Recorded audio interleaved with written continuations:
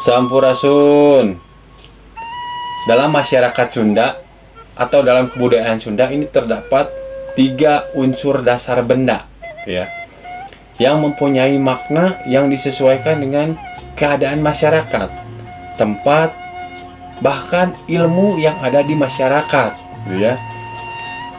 Nah, 3 unsur benda ini adalah persegi, lingkaran atau bulat, dan segitiga, ya.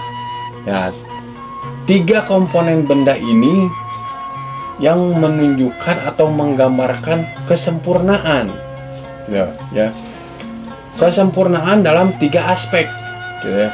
Yang pertama itu adalah kesempurnaan perilaku, yang kedua kesempurnaan tempat, ketiga kesempurnaan spiritual, ya. Nah, ketiga aspek ini dapat kita gambarkan dalam sebuah dasar-dasar yang disebut dasar dari sebuah benda, ya. Jadi semua benda yang ada di masyarakat Sunda ini mempunyai makna yang khusus, gitu ya. Dibuat secara khusus, dibuat dengan penuh perhitungan, gitu ya. Yang pertama itu adalah persegi, ya. Persegi ini terdapat dalam ungkapan hirup kudu masagi. Ya, hirup kudu masagi ini adalah hidup harus serba bisa, gitu ya. Jangan mengandalkan satu kemampuan. Jadi kita harus banyak belajar tentang hal-hal yang baru, gitu ya, intinya. Ya.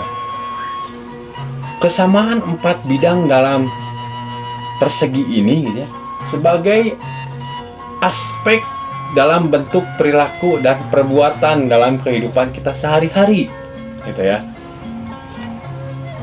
Hal ini harus sama, gitu ya, harus seimbang antar setiap sisi agar tercipta kualitas yang terbaik, gitu ya.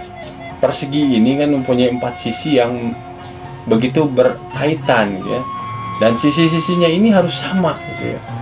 Entah itu perilaku, perbuatan kita, spiritual, kebiasaan kita ini harus sama-sama berkualitas, gitu ya. Sedangkan serba bisa ini mempunyai 2 aspek dalam kehidupan masyarakat, ya. Yang pertama duniawi dan akhirat. Ini aspek-aspek ini sangat melengkapi, gitu ya, dalam kehidupan masyarakat Sunda, gitu. Yang kedua adalah lingkaran atau bulat kalau dalam bahasa Sunda, ya.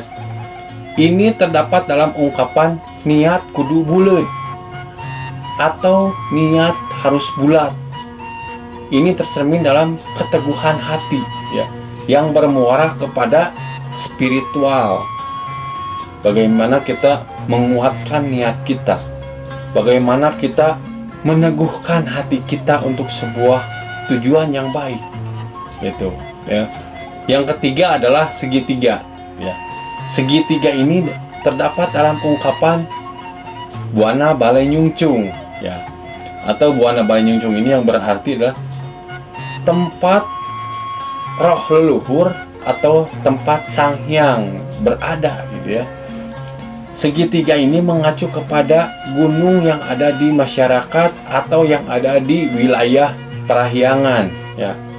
Yang ini sangat berkaitan erat dengan sejarah Sunda, karena bagi masyarakat Sunda, gunung ini adalah tempat roh leluhur atau tempat yang disucikan, ya, sebagai penopang kehidupan, ya, dari Tuhan dan akan kembali ke Tuhan, intinya, ya. Segitiga ini yang melambangkan akhlak manusia harus selalu meninggi, memuncak sampai ke kesempurnaan, ya.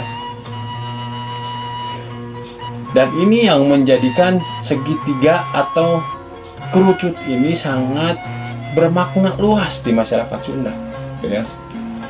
Dari bentuk dasar tadi dapat kita simpulkan bahwa setiap bentuk yang ada di masyarakat Sunda ini mempunyai makna yang khusus, yaitu tentang kesempurnaan atau menyempurnakan, ya.